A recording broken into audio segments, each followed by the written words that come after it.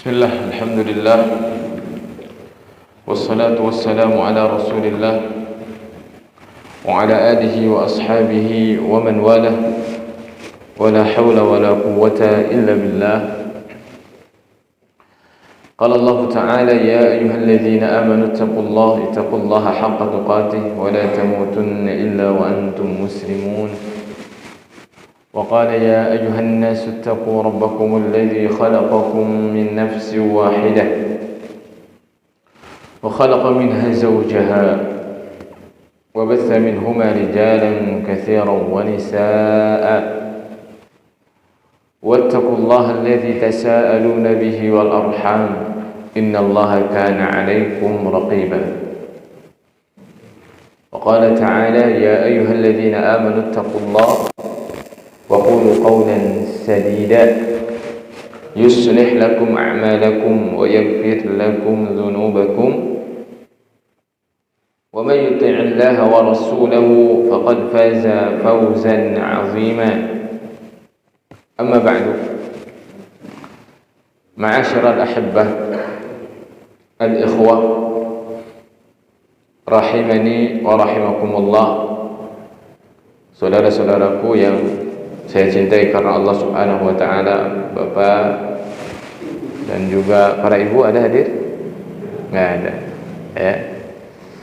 Para bapak yang hadir pada kesempatan malam hari ini dalam rangka talabul ilmi, dalam rangka mencari ilmu, dalam rangka mempelajari kitabullah, mempelajari Al-Quran, dalam rangka mengetahui apa isi kandungan Al-Quran, apa pesan Allah pencipta kita, Rabb kita yang selama ini kita sembah, yang selama ini kita sujud dan ruku kepadanya. Tidak henti-hentinya senantiasa memberikan nikmat kepada kita yang harus senantiasa kita syukuri. Di antaranya adalah nikmat Islam, nikmat iman. Kita masih bisa melaksanakan berbagai kebaikan ibadah yang mudah-mudahan menjadi pahala di sisi Allah Subhanahu wa Ta'ala, termasuk duduk kita di sini selain berpahala sebagai pahala para pencari ilmu yang sangat besar sekali. Di antaranya adalah kemudahan bagi Allah kelak untuk kita bisa masuk surga adalah dengan jalan talabul ilmi. Juga mudah-mudahan ini adalah dalam rangka kita beribadah kepada Allah dari waktu salat ke waktu salat yang lainnya, mudah-mudahan dicatat sebagai ibadah yang besar. InsyaAllah ta'ala pada kesempatan malam hari ini kita akan membaca kembali yaitu tafsir surah Al-Baqarah dan juga ayatnya insyaallah pada ayat yang ke-26. Pada ayat yang ke-26 silakan yang membawa Al-Quran atau ya di handphonenya silakan. Kita akan baca surah Al-Baqarah ayat 26.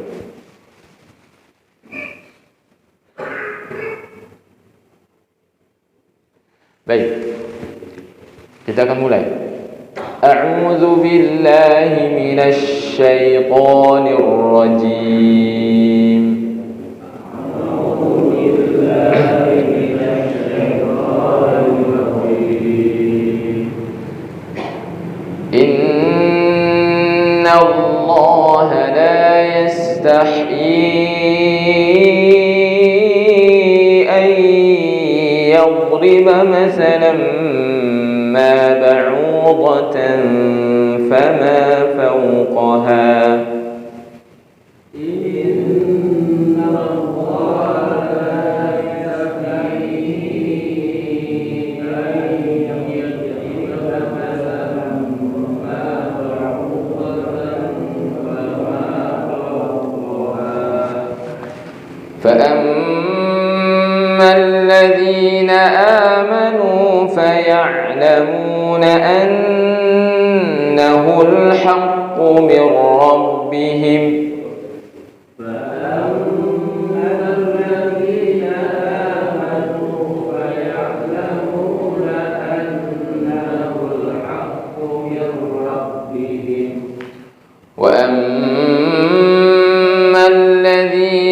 كفروا فيقولون ماذا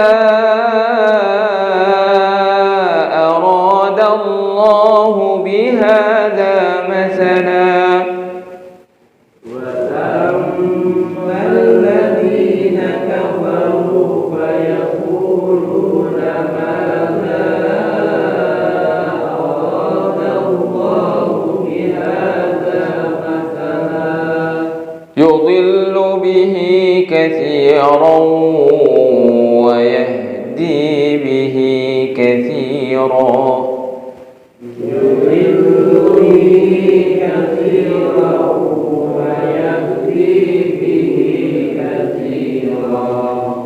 وما يضل به إلا الفاسقين وما يضل به إلا الفاسقين الذين ينقضون عهد الله من بعد ميثاقه الذين ينقضون عهد الله من بعد ميثاقه ويقطعون ما أمر الله به أن يوصل ويفسدون في الأرض ويقطعون ما أمر الله به أن يوصل ويفسدون في الأرض أولئك هم الخاسرون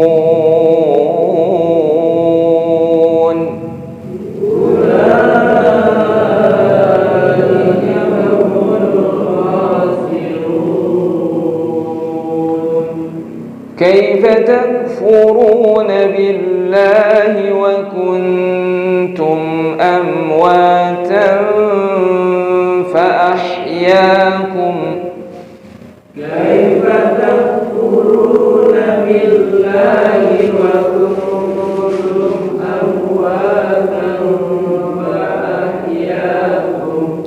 فأحياكم ثم يميتكم ثم يحييكم ثم إليه ترجعون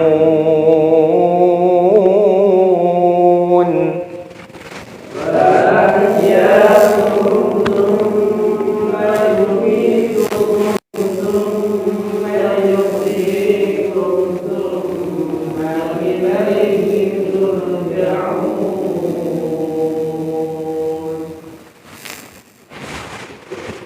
Baik, ayat ini ya, dari ayat ini jadi tema pembahasan kita ini kita kasih tema pembahasan yaitu perbedaan sikap orang beriman dengan orang kafir.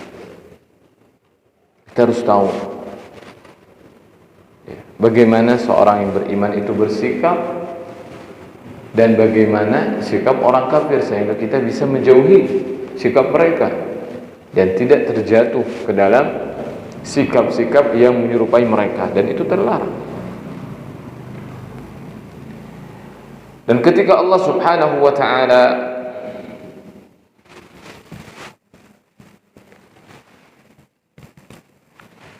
ketika Allah telah menjelaskan bahwasanya Al-Qur'an, jadi sebelumnya bahwasanya Al-Quran ini tidak ada keraguan di dalamnya.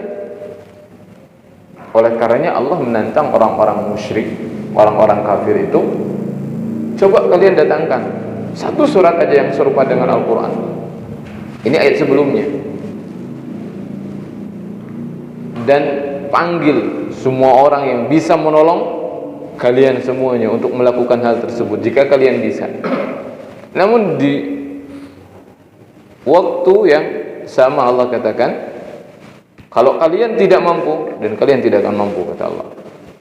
maka takutlah kalau begitu kepada neraka, di mana bahan bakarnya itu manusia dan juga batu, disediakan bagi orang-orang yang kafir seperti kalian, yaitu yang menolak Al-Quran. Nah, para bapak yang dirahmati oleh Allah Subhanahu wa taala, Allah di dalam Al-Quran ini banyak menyebutkan tentang permisalan-permisalan, di mana permisalan ini itu pun akan menjadikan nantinya hidayah, petunjuk bagi orang yang memiliki iman dalam hatinya. Sebaliknya, perumpamaan, permisalan yang Allah sebutkan itu akan menjadikan seseorang tambah kufur kepada Allah Subhanahu wa taala. Apa itu? Allah berfirman, "Innallaha la yastahi an yadriba mathalan ma ba'udatan fama fawqaha." Allah itu enggak malu. Allah itu enggak sungkan untuk membuat satu permisalan, satu perumpamaan, bahkan itu berkaitan dengan seekor lalat yang kecil. Apa sih manfaat lalat? Emang apa? Nah, perhatikan begitu kan? Nah, itulah yang dipikirkan oleh orang-orang kafir, oleh orang-orang musyrik. Makanya Allah katakan, Allah tidak malu, Allah tidak sungkan untuk membuat satu permisalan yang itu adalah, di antaranya adalah ba'udah. Kalau ba'udah ini nyamuk, ya. Yang ba'udah ini hewan yang kecil, tapi tadi akan serupa dengan seekor lalat. Di mana dalam Al-Quran Allah ini banyak membuat perumpamaan, permisalan dari hal-hal yang dianggap remeh oleh manusia. Dianggap remeh oleh manusia. Di antaranya Allah berfirman, Allah berfirman, "Ya ayyuhan nasu duriba mathalun fastami'u lah." Allah panggil manusia supaya dengerin satu permisalan. Hei seluruh manusia, telah dibuat satu permisalan, dengarkan, dengerin, kata Allah dalam Al-Quran. Kemudian Allah lanjutkan lagi, "Innal ladzina tad'una min dunillahi lan yakhluqu dhubaban walau ijtama'u lah."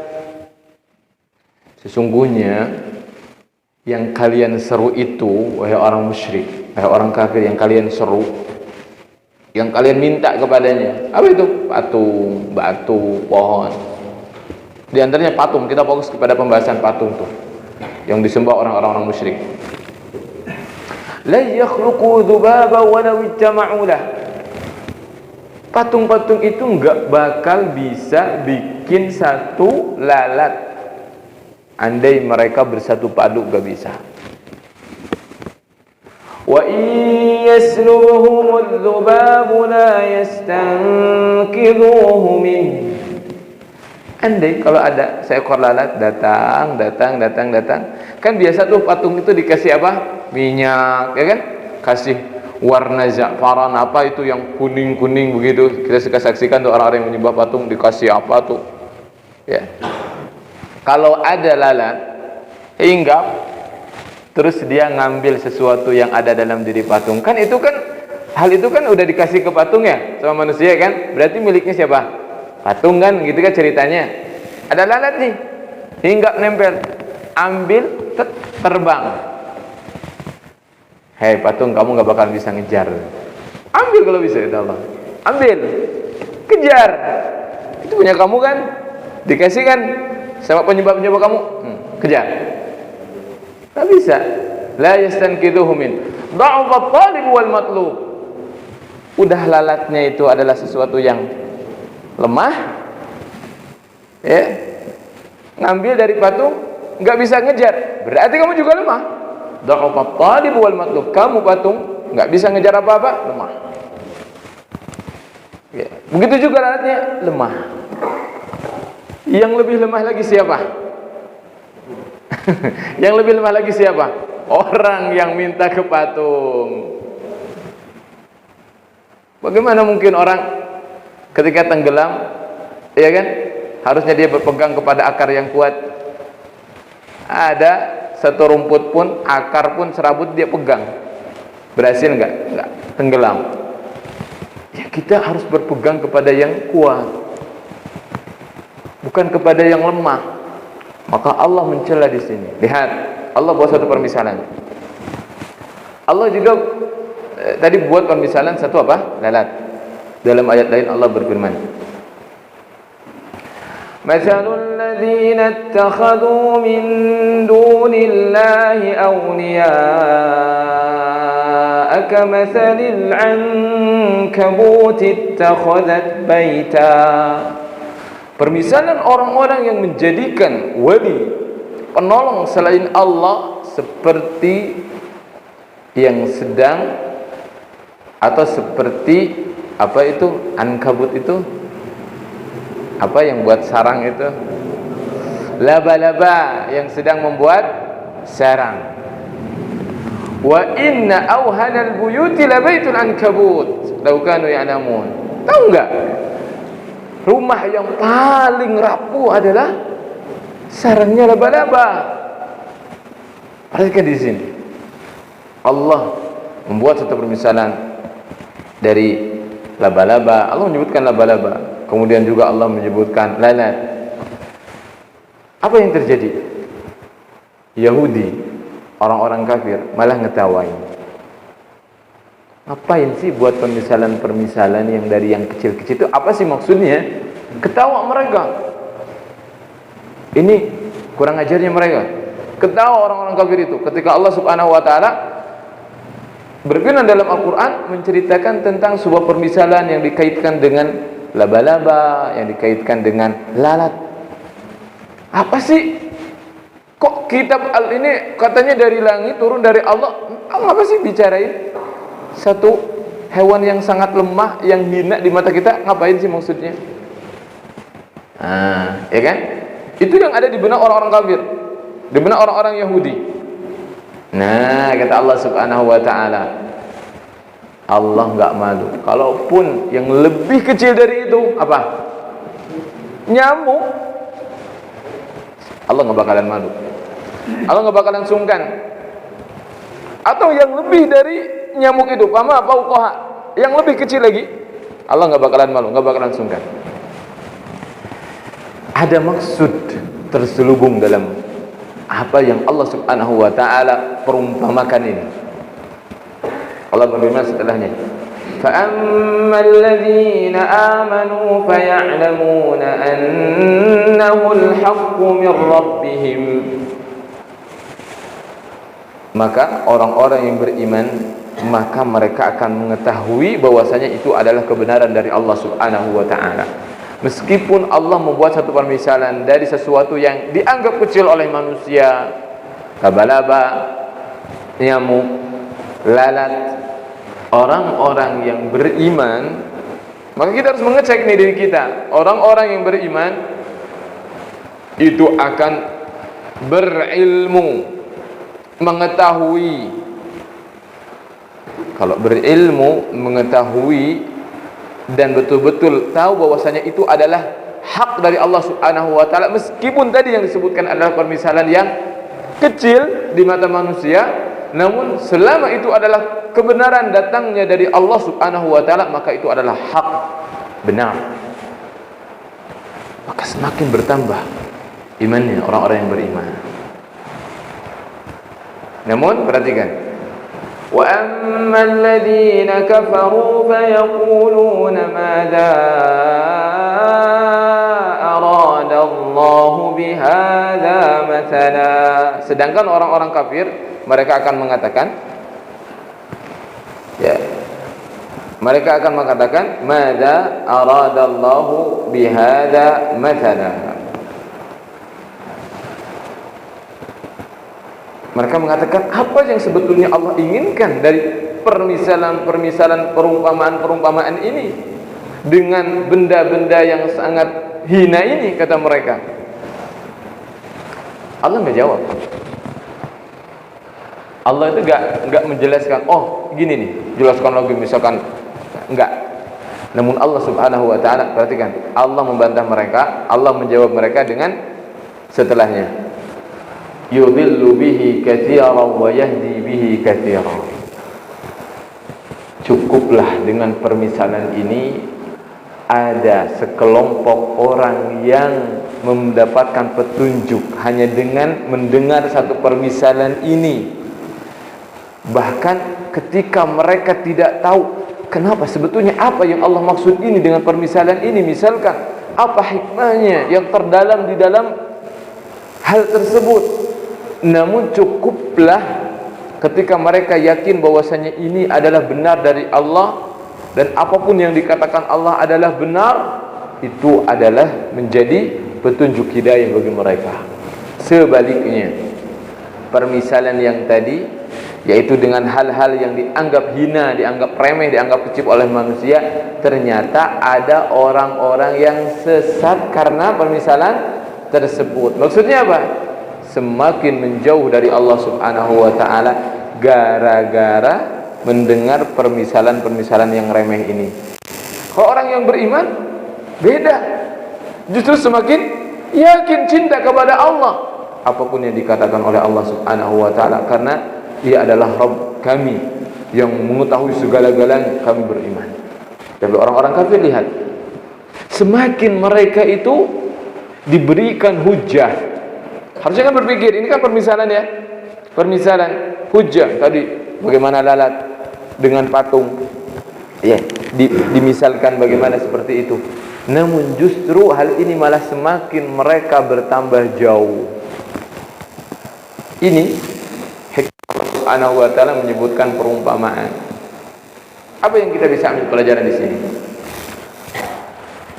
Orang yang beriman itu, ya, orang yang beriman itu, ketika mereka memiliki rasa iman, memiliki iman dalam hati mereka yang menancap, apapun itu yang mereka dengar, apapun itu yang mereka lihat, dan itu adalah bukti kekuasaan Allah Subhanahu wa taala, maka akan menjadikan hal tersebut itu sebagai sarana untuk menambah iman.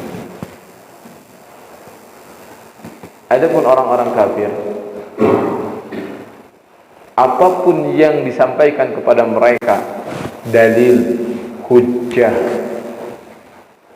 bukti tentang keesaan Allah, tentang keagungan Allah, mereka malah semakin jauh dari Allah Subhanahu wa ta'ala, semakin jauh dari Allah Subhanahu wa ta'ala. Ini perbedaan antara orang-orang yang beriman dengan orang-orang yang kafir. Wa ma yudhillu bihi illa al-fasiqin, kata Allah. Dan tidaklah sesat dengan permisalan tersebut kecuali orang-orang yang fasik. Orang-orang yang fasik. Maka tanda orang-orang yang fasik ini, siapa orang yang fasik ini? Yang keluar dari ketaatan kepada Allah, al-jahilina li ayatihi, dan biasanya dia itu ingkar kepada ayat-ayat Allah Subhanahu wa taala. Biasanya tipe orang yang seperti itu adalah orang yang tidak pernah peduli dengan agamanya. Kan ada tuh juga. Nih, ada orang-orang yang entah urusan apapun selama itu berkaitan dengan maslahat kaum muslimin, ya enggak? Maslahat masjid, ibadah, dia perhatikan. Benar enggak? Dia perhatikan. Yang tidak orang lain pikirkan, dia pikirkan. Sekecil apapun untuk kemaslahatan kaum muslimin. Ketika di momen-momen besar mereka atau di momen-momen apapun itu, dia perhatikan. Ini adalah tanda keimanan dalam diri dia. Sebaliknya, orang itu yang enggak pernah peduli kegiatan apapun, padahal kegiatan itu kan ada kegiatan maslahat untuk orang-orang yang beriman, untuk kaum muslimin, ya. Tapi dia enggak pernah peduli.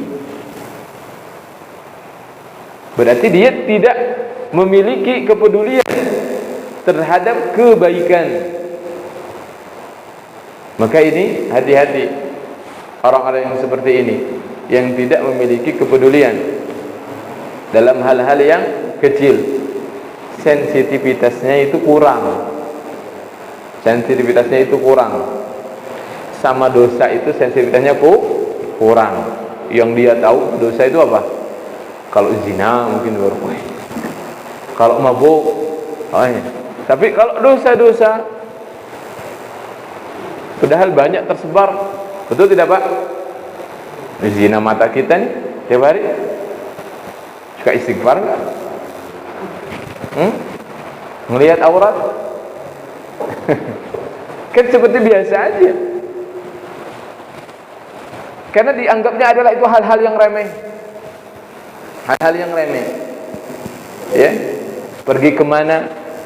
Enggak pernah dia tadabbur. Pergi ke laut, yang dia pikirkan dia kesenangan. Enggak pernah tadabbur. Pergi ke gunung, enggak pernah tadabbur. Padahal ada hal-hal kecil di sana, dari kecil sampai besar.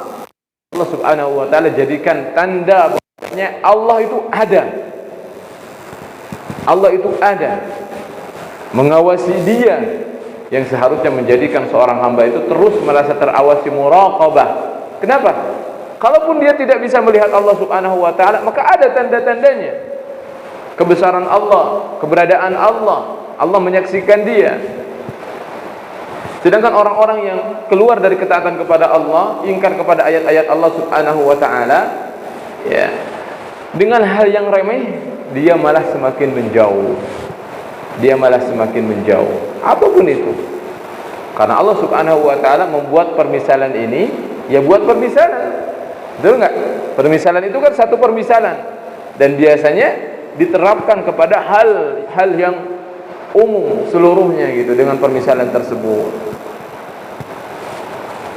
Baik, berikutnya Allah berfirman, "Alladzina yanquduna 'ahdallahi min ba'di mitsaq wa yaqta'una ma amara Allah bihi an yusala wa yufsiduna fil ardi ulaika humul khasirun." Yaitu orang-orang kafir yang tadi, yang tersesat dia dengan permisalan yang Allah berikan. Mereka juga tanda-tandanya adalah orang-orang yang suka mengingkari janji mereka, membatalkan perjanjian mereka.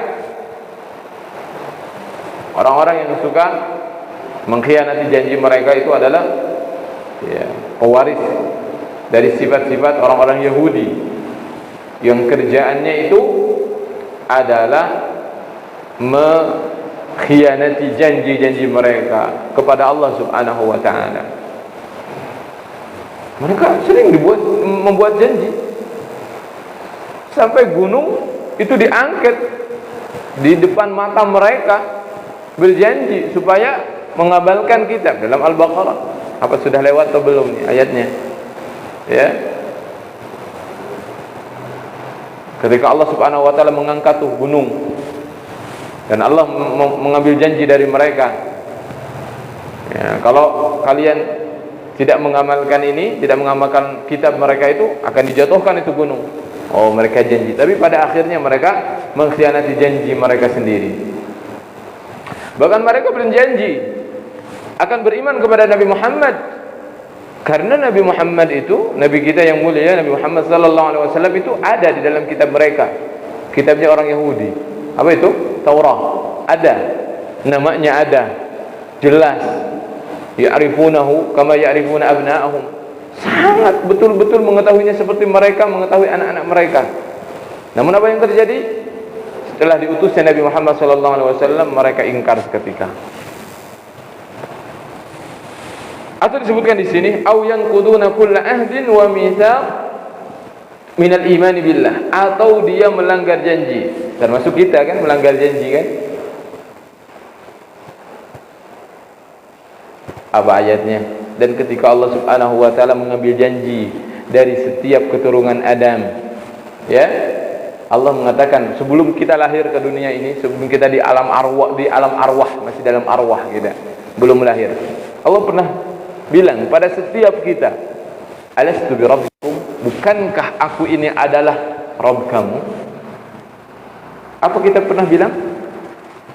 Qalu bala, betul. Ingat nggak?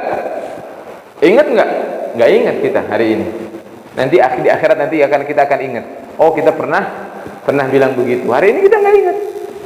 Allah buat lupa. Nanti di hari akhirat itu, yauma yatadzakkarul insan, manusia akan ingat apa yang telah dia perbuat.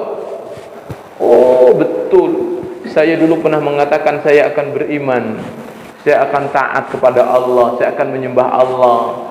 Namun kenyataannya ada yang kufur, ada yang fasik, ada yang berbuat zalim. Makanya di hari kiamat itu, oleh sebabnya Allah kasih ingatan tersebut, kita nggak bakalan bisa menolak, kita nggak bakalan bisa membantah lagi. Kalau hari ini, kapan kita mengatakan seperti itu?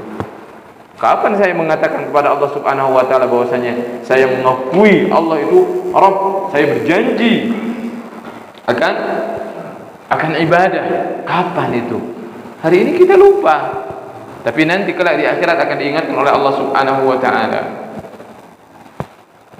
Yahudi mereka banyak mengkhianati janji-janji mereka di dunia, yaitu untuk beriman kepada Allah, beriman kepada Rasul mereka, bahkan beriman kepada Rasul terakhir yaitu Nabi Muhammad sallallahu alaihi wasallam. Bahkan mereka juga, lihat di sini tanda orang-orang yang fasik, tanda orang-orang yang buruk. Wa yaqta'una ma amara Allah bihi ayyusal, yaitu mereka memutus sesuatu yang Allah perintahkan untuk menyambungnya. Apa itu? Apa itu? Tali rahim. Tali rahim. Bapak-bapak semua punya rahim enggak? Enggak ada, tapi kita pernah tinggal di dalam satu rahim, di mana rahim itulah garis merah. Kita punya garis merah. Siapa itu tali rahim? Siapa garis merah tersebut? Ke atas siapa? Ayah, bapak ibu kita, bapak ibu dari ayah kita, bapak ibu dari ibu kita. Ke bawah siapa itu? Anak. Terus anak-anak dari anak-anak kita, cucu-cucu kita. Ke samping apa itu? Saudara kita, kakak kita, adik kita. Terus ke samping yang agak lebih jauh, siapa itu? Paman dan bibi kita. Itu serangkaian garis merah itu. Perhatikan, Allah perintahkan untuk disambung. Bahaya loh Pak, memutus tali rahim itu. Memutus tali rahim itu diancam oleh Allah Subhanahu wa taala. Ulaikal ladzina la'anahumullah. Dalam Al-Qur'an Allah melaknat mereka. Apa sih menyambung tali rahim itu, dan apa memutus tali rahim itu? Dan kita kadang-kadang nggak tahu, ya kan? Yang jauh, yang nggak ada tali rahim dengan kita, kita bilang apa? Saya mau silaturahim. Rahim dari mana? Iya kan? Rahim dari mana? Loh, saudara kita, saudari kita, orang tua kita, anak-anak kita, paman dan bibi kita biarkan. Imam Nawawi bagaimana mengatakan tentang silaturahim ini? Silaturahim itu adalah al-ihsan ilal aqarib, berbuat baik kepada karib kerabat kita, disesuaikan dengan keadaan kita yang menyambung dan keadaan mereka yang disambung. Fataratan bil mal, kata beliau, kadangkala kita itu harus menyambung dengan harta. Wataratan bil khidmah, kadangkala kita dengan ngasih bantuan. Wataratan biz ziarah, enggak bisa juga berkunjung. Wataratan bis salam, enggak bisa kunjung juga. paling tidak mengucapkan salam, mendoakan mereka. Ini lihat, maka perhatikan, kalau tadi orang-orang kafir itu adalah mereka memutus tali rahim, ketika mereka dalam Al-Quran disebutkan, ketika mereka sudah merasa mulai kaya, banyak harta, watuqatti'u arhamakum, kemudian kalian itu memutus tali rahim. Ya, orang kalau udah kaya nih biasanya begitu. Allah firman dalam Al-Quran begitu. Orang kalau udah mulai kaya, udah banyak hartanya, dia jauhi keluarganya. Begitu jauh dari keluarganya, anak-anaknya, jadi jarang lagi main sama anak-anak saudara-saudarinya, jarang sama sepupu-sepupunya, dijaga. Perhatikan, maka ketika orang-orang kafir memutus tali rahim, maka sikap orang yang beriman adalah menyambung tali rahim. Dengan apa tadi? Disesuaikan dengan keadaan. Kira-kira kalau kita kaya tapi kita cuma assalamualaikum, kira-kira nyambung tali rahim enggak tuh? Banyak uang, kita cuma datang salam doang, enggak ngasih apa-apa. La ilaha illallah, enggak ngasih apa-apa. Yang penting kata ustaz, yang penting kan ada salam. Itu salah, ngajinya berarti sepotong. Disesuaikan dengan keadaan yang menyambung dan yang disambungnya. Ya, orang kaya ya dengan harta, makanya ketika dia mampu dengan harta. Dia nggak punya harta, punya tenaga, punya bantuan, datang ke rumah orang tuanya, ya kan? Bantu tuh pekerjaan orang tuanya, kan gitu. Taratan bil khidmah. Nggak bisa bantu, nggak ada uang, biziarah, berkunjung. Ini bertahap ini, ya, berkunjung jauh. Gimana? Assalamualaikum, wataratan bisalam. Salam bisa lewat handphone, bisa nggak? Bisa. Iya kan? Perhatikan 4 hal tersebut.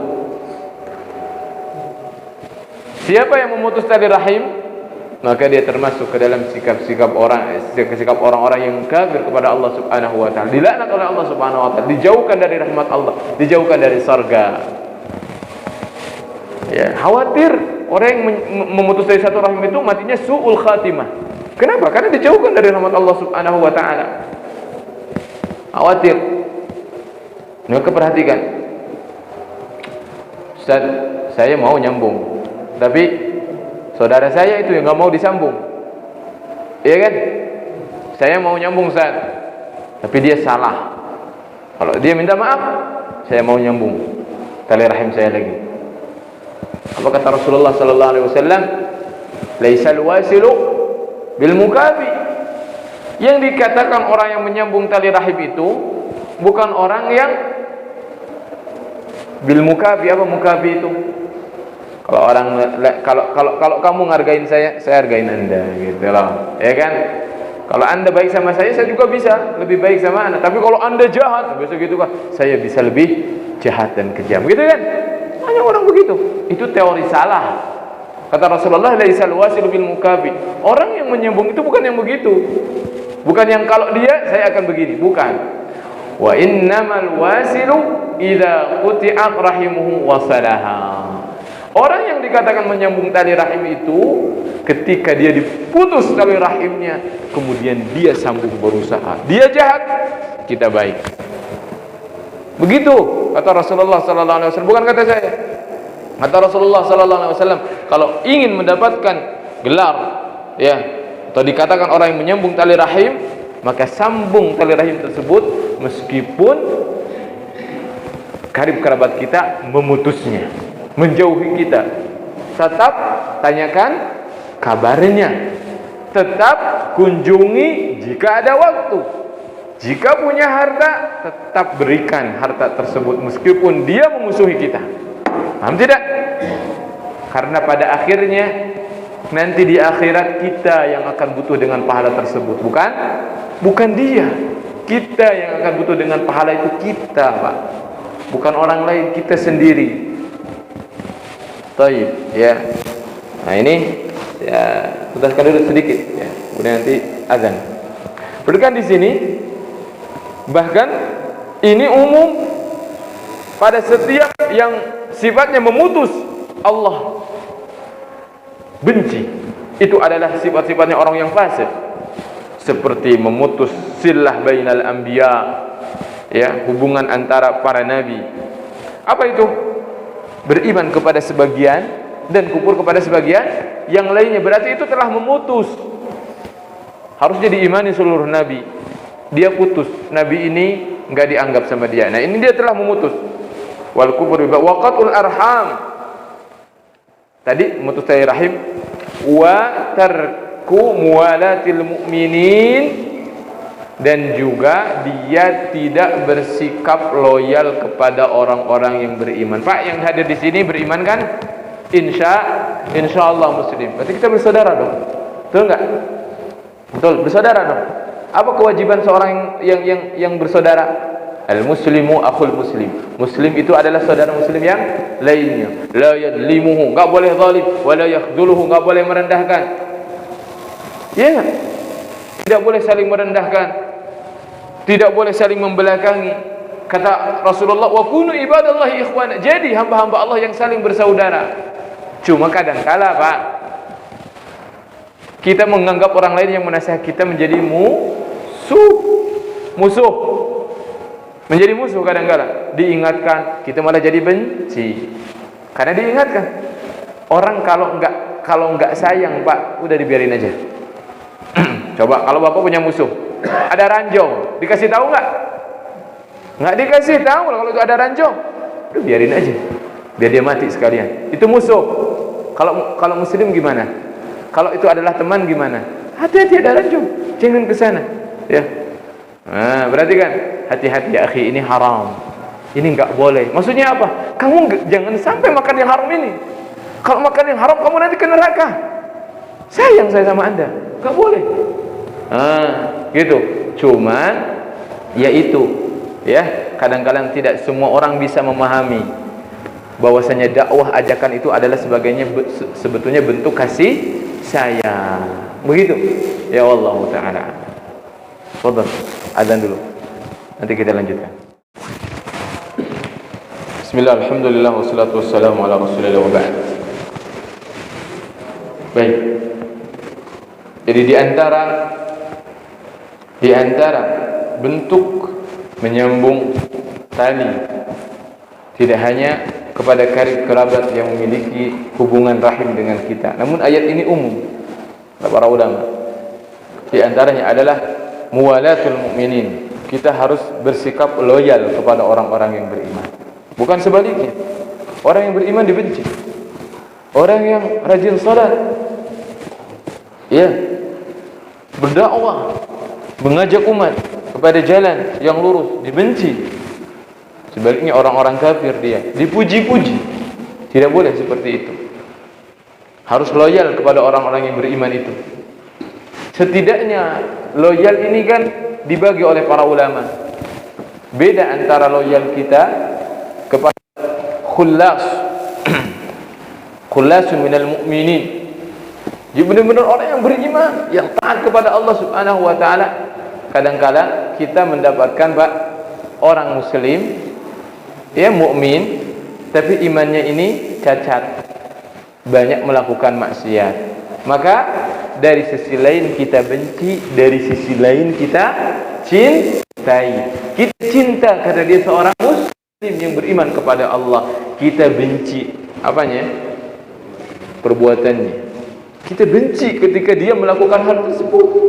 Kita benci. Makanya kebencian tersebut bukan kebencian karena ada rasa sayang, itu ada rasa cinta. Bukan benci yang pada akhirnya malah dihujat, dicela. Makanya nggak boleh kan kita mencela orang-orang yang terjatuh ke dalam maksiat. Nggak boleh kan? Haram, nggak boleh. Orang melakukan maksiat kita cela begini begitu, nggak. Dinasihati, nggak boleh. Khawatir nantinya, ya, dia bisa bertobat kepada Allah Subhanahu wa taala, sedangkan kita juga belum tentu selamat. Bisa jadi Allah uji kita dengan maksiat yang sama. Perhatikan, muwalatul mukminin ini penting. Termasuk bagian dari muwalatul mukminin, mencintai mereka adalah berdakwah, ngasih tahu. Makanya Pak, mungkin kalau ke dalam beberapa potongan atau ini saya agak keras, gitu kan, suaranya agak tinggi. Kadang-kadang disesuaikan dengan konteksnya ya. Kalau udah bicara dengan riba, yang kebanyakan orang-orang padahal muslim, padahal tahu, dia sering dengar. Kalau Allah Subhanahu wa taala mengharamkan itu, bahkan Allah ngajak perang pada orang yang seperti itu. Ya kita kasihan. Kita yang lemah ini diajak perang oleh Allah Subhanahu wa taala. Yuk kita kasih nasihat. Ya. Tapi terkadang nasihat itu, kadang-kadang nasihat ini enggak semuanya nasihat ini lembut. Betul enggak? Lembut, diusap-usap aja ya. Enggak gitu kan? Kadang-kadang harus dengan keras. Kadang-kadang obat juga ada yang manis, ada yang pahit, harus ditelan. Kenapa itu? Ya kan disesuaikan dengan kadar penyakitnya, mungkin seperti itu. Maka begitu juga dalam menasihati. Maka yang terpenting, yang harus berada di benak kita semuanya, ketika ada seseorang mengingatkan kita kepada kebaikan, apa kebaikan itu? Yaitu meninggalkan yang haram dan juga beralih kepada yang Allah halalkan. Beribadah kepada Allah, meninggalkan kemaksiatan. Apa maksiat itu? Yang paling besar adalah kesyirikan. Yang paling besar adalah kesyirikan. Oh, saya tanya, bapak-bapak merasa aman dari kesyirikan hari ini? Tidak. Merasa aman? Wah, saya mah nggak bakalan nyembah patung kayaknya. Ada patung mah itu pada zaman jahiliyah. Begitu? Begitu kan? Yuk, kalau begitu udahlah, Al-Quran nggak berlaku lagi. Iya nggak? Al-Quran kalau kita baca apa isinya? Apa isinya? Ngajak kita untuk meninggalkan kesyirikan. Patunglah, apapun itu. Tadi yang Allah firmankan itu. Ya kalau kita merasa sudah aman, ya udah Al-Quran nggak berlaku lagi kalau begitu. Ketika Al-Quran masih berlaku, ayat-ayatnya tentang tauhid, terus Allah ingatkan kita ketika baca Al-Quran, ya berarti menunjukkan Allah itu sayang kepada kita. Jangan sampai kita terjerumus ke dalam perkara yang sangat bahaya, kesyirikan. Kemudian maksiat yang dosa besar itulah, ya, membunuh, minum khamar, berzina, apalagi memutus tali rahim, berbuat kerusakan di muka bumi, wa yufsiduna bil ard. Dalam ayat tadi apa itu berbuat kerusakan di muka bumi ini? Bil ma'asi, dengan maksiat. Jangan kira nih ketika seseorang melakukan maksiat udah ente nggak usah ada urusan, kan gitu ya. Ada orang kalau diingatkan jangan melakukan maksiat, harta punya saya, badan juga punya saya, kalaupun saya disiksa saya yang nanggung. Enak banget ya begitu. Dia nggak tahu firman Allah Subhanahu wa taala, "Dhaharal fasadu fil barri wal bahri bima kasabat aydin nas." Lihat tuh, muncul kerusakan baik di daratan atau di lautan, terjadi gempa, tsunami, longsor, banjir, apapun itu, bima kasabat aydin nas. Itu semuanya kata Allah gimana? Karena perbuatan manusia. Apa? Salat. Bukanlah.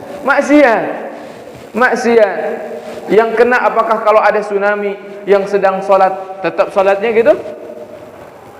Yang sedang ibadah kepada Allah dilewat gitu sama tsunami? Gitu enggak? Kan enggak. Semuanya kena rata kan? Iya. Maka Allah peringatkan dalam Al-Quran, wattaqu fitnatan la tusibanna alladziina zalamu minkum khassah. Hati-hati dengan satu musibah yang tidak menimpa orang-orang yang zalim saja di antara kalian. Maksudnya apa? Orang yang beriman pun juga akan kena imbasnya. Jadi yang maksiat itu jangan terlalu kepedean lah, ya. Jangan terlalu kepedean. Saya ingatkan itu sebetulnya saya ingin selamat. Jangan sampai Anda melakukan dosa saya kena imbasnya, gitu aja lah. Ya kan? Kalau nggak mau dibilang nih kita terlalu perhatian sama dia, sok urusi urusan dia, kita ingatkan dengan ayat tadi. Kalau kamu melakukan maksiat, yang kena imbasnya kami juga. Kamu berbuat riba di sini, Allah dan Rasulnya menurunkan pasukannya perang.